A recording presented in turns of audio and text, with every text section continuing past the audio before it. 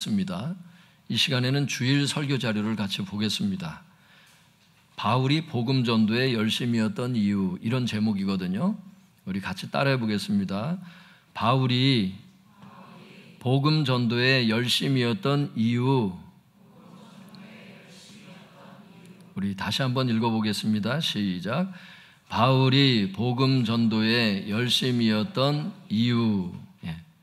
바울이 어떻게 이렇게 전도를 열심히 하게 되었나, 그 이유가 성경에 나와요. 성도님들, 그 두 가지 우리가 살펴보고, 우리도 김순원 목사님처럼 또 우리 바울 사도처럼 열심히 전도하길 원하는 것입니다. 로마서 1장 14절에서 15절 같이 읽어보겠습니다. 시작. 헬라인이나 야만인이나 지혜 있는 자나 어리석은 자에게 다 내가 빚진 자라. 그러므로 나는 할 수 있는 대로 로마에 있는 너희에게도 복음 전하기를 원하노라. 여기 보면 14절에 헬라인, 야만인, 지혜 있는 자, 어리석은 자, 이 사람들한테 다 내가 빚을 졌다는 거예요. 빚을 졌다고. 돈만 빚을 지는 줄 아는데 복음도 이 빚을 질 수 있다는 거예요. 그래서 15절에 보니까 그러므로 나는 할 수 있는 대로 로마에 있는 너희에게도, 로마에도 이제 사람들이 있을 것 아니에요, 그 당시에. 지금도 로마가 있지만, 로마에 있는 너희에게도 복음 전하기를 원한다, 이렇게 얘기를 했어요. 그 밑에 보겠습니다. 14절에 헬라인, 야만인, 지혜 있는 자, 어리석은 자란 네 부류의 사람들을 뜻하는 것이 아니라 두 부류의 사람들을 뜻합니다. 네 종류의 사람을 써놓으니까 이게 네 종류의 사람인가 보다, 이렇게 생각할 수 있다는 거예요. 사람들이. 그게 아니라는 겁니다. 두 부류라는 거예요. 왜냐하면 학자들이 연구해 보니까 그렇다는 거예요. 헬라인하고 지혜 있는 자는요, 당시 헬라 문명 세계에서 생활하던 사람들 뜻하고, 야만인, 어리석은 자는 헬라 문명을 받아들이지 못한 자들, 그러니까 문화생활을 하는 사람과 문화생활 안 하는 사람, 이런 거예요. 그러니까 유대인들 기준으로 봤을 때는 유대인은 선민, 하나님 택하신 백성이니까 그 이외의 사람들은 다 이방인이잖아요. 그러니까 문명세계를 누리는 사람과 문명세계를 누리지 않는 이방인, 두 개의 이방인으로 나눠질 뿐인 거예요. 유대인이었던 그 바울의 입장에서 봤을 땐 그렇다는 거지. 그래서 결국 이 표현은 유대인을 제외한 모든 이방인들을 뜻하는 말입니다. 두 부류의 이방인이지만 합치면 모든 이방인이 되니까. 그러므로 14절은 이런 뜻이 됩니다. 모든 이방인들에게 내가 빚진 자다, 이런 뜻이에요. 사도 바울의 입장에서 모든 이방인들에게 내가 빚진 자다, 이런 뜻입니다. 그렇다면 여기서 빚진 자란 무슨 뜻일까요? 여기에 대해서 주석은 이렇게 설명합니다. 빚을 졌다는 게 도대체 무슨 뜻이냐, 이것을 아는 것이 필요해요. 그래야 사도 바울이 왜 빚진 자의 심정으로 열심히 전도를 했는지 그걸 알 수가 있으니까. 빚을 졌다는 말이 뭔가, 이걸 알 필요가 있는 거죠. 주석의 내용은 이렇습니다. 존 스토트가 이렇게 얘기를 해요. 빚을 지는 데는 두 가지 경로가 있다. 첫 번째 빚은 뭐겠어요? 어떤 사람으로부터 돈을 빌리는 거예요. 그럼 빚을 졌죠. 두 번째는 뭐예요? 제3자로부터 어떤 사람을 위해서 돈을 받는 경우예요. 이게 무슨 뜻인지 이제 예를 들어서 밑에 설명을 합니다. 예를 들어서 내가 당신에게 1,000파운드를 빌렸다면 그것을 갚기까지 나는 당신에게 빚을 지고 있는 셈이다. 마찬가지로 당신의 친구가 당신에게 주라고 내게 1,000파운드를 주었다면 나는 그 돈을 건네기까지 당신에게 빚을 지고 있는 셈이다. 이게 무슨 얘기냐면 A라고 하는 사람이 나한테 돈을 맡기는 거예요. 왜? B라고 하는 사람에게 돈을 전달해 주라는 거야. 그러니까 내가 이 사람한테 이 돈을 전달해 주기까지는 이 사람에게 빚을 지고 있는 상태지. 내 돈이 아니니까. A라고 하는 사람이 빚을 지운 거죠, 나한테. 이렇게 빚을 지는 경우가 있다는 거예요. 여기서 얘기하는 것은 두 번째 경우를 얘기를 하는 거예요, 사도 바울이. 보겠습니다. 전자의 경우는 나 자신이 돈을 빌림으로써 빚을 진 상태가 되었다. 후자의 경우에 당신에게 주라고 1,000파운드를 맡김으로써 내가 당신에게 빚을 지도록 한 사람은 바로 당신의 친구다. 그 친구가 돈을 전해주라고 나한테 맡겼기 때문에 내가 이 사람한테 돈을 전해주기 전까지는 내 돈이 아닌 상태니까 빚을 지고 있는 거죠, 이 사람한테. 이 두 번째 의미에서 바울은 빚을 지고 있다. 그는 로마 사람들로부터 자신이 갚아야 할 어떤 것을 빌린 적이 없다. 로마 사람들에게 내가 복음 전하기를 원한다고 15절에 얘기를 하고 있는데 로마 사람들한테 돈을 꾼 적이 없어요. 그런 빚이 아닌 거야. 하지만 예수 그리스도가 그에게, 그러니까 바울에게 예수님이 뭘 주셨어? 그들을 위한 복음을 사도 바울에게 맡기신 거야. 전하라고. 복음을 로마에 전하기 전까지는 복음을 자기가 들고 있으니까 빚을 지고 있는 상태가 되는 거죠. 예수님은 왜 그걸 네가 계속 들고 있어? 이 상태가 되는 거고. 사도 바울의 심정이 그렇다는 거예요, 지금. 예수 그리스도가 그에게 그들을 위한 복음을 맡기셨다. 이 비유가 부채에 대한 것이라기보다는 청지기직에 대한 것임이 사실이지만 기저에 있는 사상은 똑같다. 바울에게 복음을 맡김으로써 바울이 빚진 자가 되도록 하신 분은 예수 그리스도다. 안 맡기면 됐는데 맡겼잖아. 그러니까 빚을 지도록 만든 게 예수님이라는 거예요. 이방인의 사도로서 그는 특별히 이방인 세계, 곧 헬라인이나 야만인이나 지혜 있는 자나 어리석은 자에게 빚지고 있다.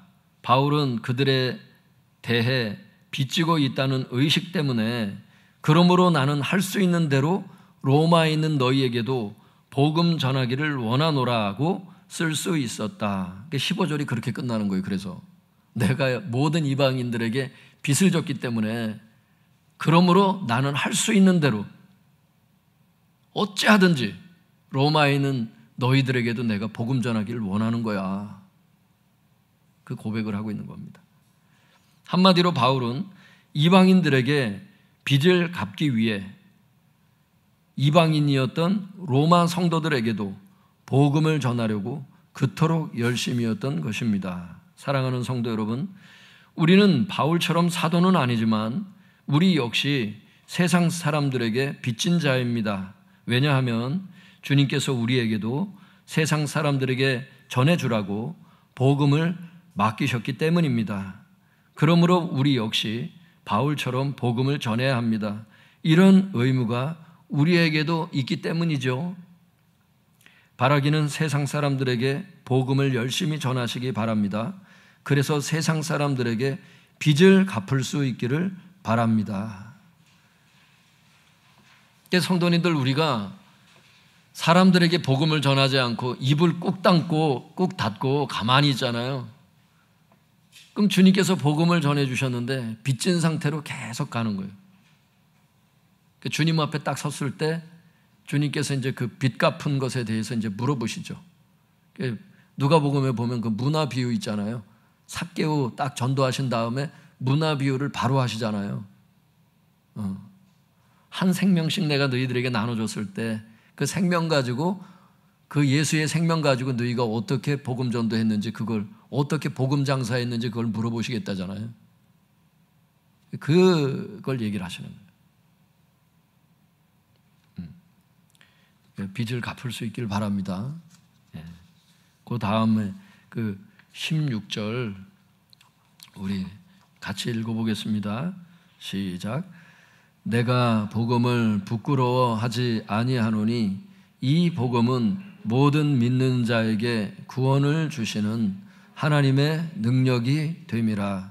먼저는 유대인에게요, 그리고 헬라인에게로다. 15절 말씀을 하시고 16절 말씀을 딱 하신단 말이에요, 성도님들. 16절을 원문으로 보면 왜 16절을 기록을 했는지 그 이유가 나와요. 그 16절 원문 해석을 제가 읽어드리겠습니다. 그 밑에 보세요.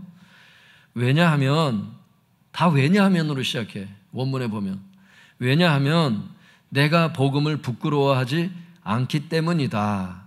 15절을 끝난 다음에 이 얘기를 하고 있는 거예요. 그러므로 내가 로마에 있는 너희에게도 복음 전하기를 원해 해놓고, 왜냐하면 그 이유를 설명하고 있는 거지. 왜 복음을 전할 수밖에 없는 그 또 다른 이유를. 아까는 빚을 갚기 위해서 복음을 전한다고 해놓고서 바로 이어서 또 다른 이유를 설명하는 걸 알 수 있어요. 왜냐하면 내가 복음을 부끄러워하지 않기 때문에 로마에 있는 너희에게도 복음 전하기를 원하는 거야. 이렇게 서브로 또 기록을 해놓는 거예요. 그 다음에 또 이렇게 해요. 왜냐하면 이렇게 또 얘기를 하는 거예요. 그 다음에 두 번째 왜냐하면은 뭘 위한 거예요? 내가 복음을 부끄러워하지 않기 때문이다에 대한 이유를 설명하는 거야. 그러니까 복음을 부끄러워하지 않는 이유가 뭐냐? 왜냐하면 이 복음은 모든 믿는 자에게 구원을 주시는 하나님의 능력이 되기 때문이다. 이렇게 얘기를 하는 거예요. 먼저는 유대인에게, 그리고 헬라인에게 복음이라는 것은 구원을 주시는 하나님의 능력이 되기 때문에 내가 복음을 부끄러워하지 않고 로마에 있는 너희에게도 복음을 전하려고 하는 거야. 이렇게 얘기를 하는 거예요. 그 밑에 보겠습니다. 첫 번째 왜냐하면이 의미하는 것은 로마 성도들에게 복음을 전해야 하는 또 다른 이유를 말하고 있습니다. 그것은 내가 복음을 부끄러워하지 않기 때문이라는 것입니다. 그리고 두 번째 왜냐하면이 의미하는 것은 바울이 복음을 부끄러워하지 않는 이유를 말하고 있습니다. 그것은 이 복음은 모든 믿는 자에게 구원을 주시는 하나님의 능력이 되기 때문이라는 것입니다. 그것이 유대인이든 이방인이든 복음의 능력은 이렇다는 거예요. 여기서 구원이 의미하는 게 뭐겠어요? 구원을 주시는 하나님의 능력이 되기 때문에 유대인이든 이방인이든 내가 복음 부끄러워하지 않고 복음 전하는 거야 라고 했을 때, 구원을 주시는 하나님의 능력이 됨이라 할 때 그 구원이 의미하는 게 뭐냐는 거예요. 학자들이 이렇게 설명합니다. 구원이란 죄가 더럽히고 파괴한 모든 것을 온전하게 회복하는 것까지를 말하는 것이다. 이렇게 설명하고 있어요. 이게 도대체 뭘 의미하는 거냐? 그 밑에 제가 설명을 해놨습니다. 즉 영의 구원, 영의 구원이 뭐예요? 칭의잖아요.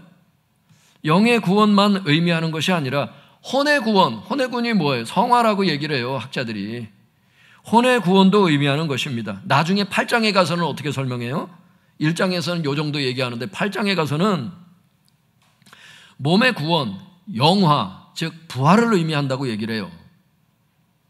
그게 구원을 주신다는 거예요. 그게 그런 구원을 얘기를 하는 거야.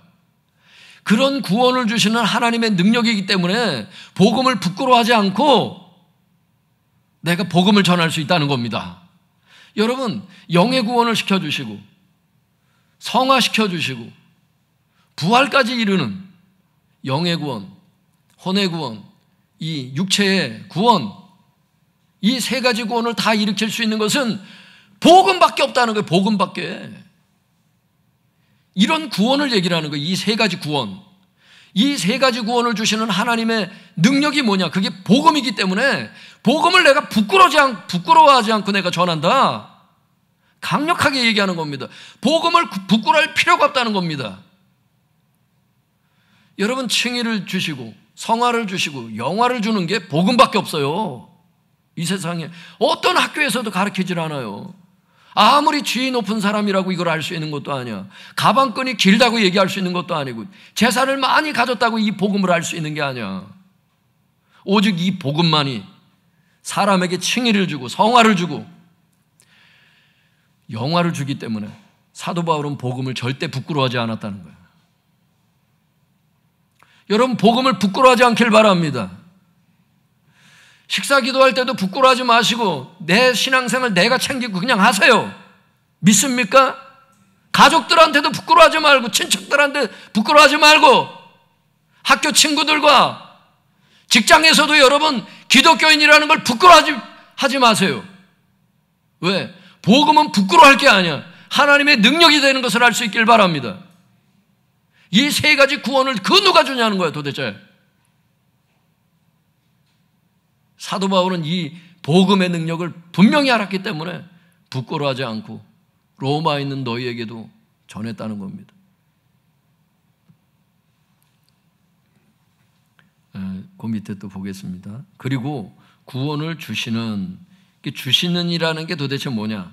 구원에 이르게 하는 효력을 가진 이런 뜻이에요, 성도님들. 그게 그러므로 16절을 요약하면 이렇게 됩니다. 복음은 모든 믿는 자에게 죄가 더럽히고 파괴한 모든 것을 온전하게 회복하는 효력을 가진 하나님의 능력이기 때문에 바울은 복음을 부끄러워하지 않고 로마 성도들에게 복음을 전하려고 했다. 이렇게 되는 겁니다. 16절을 요약하면 이게 바른 해석이에요. 사랑하는 성도 여러분, 복음은 모든 믿는 자에게 그 세 가지 구원을 주시는 하나님의 능력입니다. 그러므로 우리도 이것을 분명히 알고 바울처럼 복음을 부끄러워하지 말고 담대하게 복음을 전하시기 바랍니다. 오늘 말씀을 정리하겠습니다. 이제 맞춰야죠. 오늘 말씀을 정리하겠습니다. 바울이 복음 전도에 열심이었던 이유가 무엇입니까? 첫 번째, 이방인들에게 빚을 갚기 위해서 예수님께서 전해주라고 맡긴 게 있어요. 전달을 해줘야 되기 때문에, 전달을 안 해주면 빚진 상태로 계속 살아가야 되기 때문에 주님 앞에 나중에 이거를 해명해야 되거든요. 이방인들에게 빚을 갚기 위해서 복음 전도에 열심이었고요. 두 번째는 복음의 능력이 뭔지를 알았기 때문에, 복음의 능력은 그 세 가지 구원에 있습니다. 그 복음의 능력을 알고 복음을 부끄러워하지 않았기 때문에 복음 전도에 열심이었다는 거예요. 바울은 이 두 가지 때문에 복음 전도에 열심이었습니다. 바라기는 우리도 이 두 가지 이유 때문에 복음을 열심히 전하시기 바랍니다. 이 시간 우리도 바울의 이 마음을 달라고 기도하겠습니다. 그래서 바울처럼 복음을 전하게 해달라고 기도하겠어요. 한번 기도문 한번 같이 읽어볼까요? 시작. 우리는 바울처럼 사도는 아니지만 우리 역시 세상 사람들에게 빚진 자임을 고백합니다. 주님께서 우리에게 맡기신 복음을 세상 사람들에게 전함으로 빚을 갚게 하소서. 그리고 복음은 모든 믿는 자에게 구원을 주시는 하나님의 능력입니다.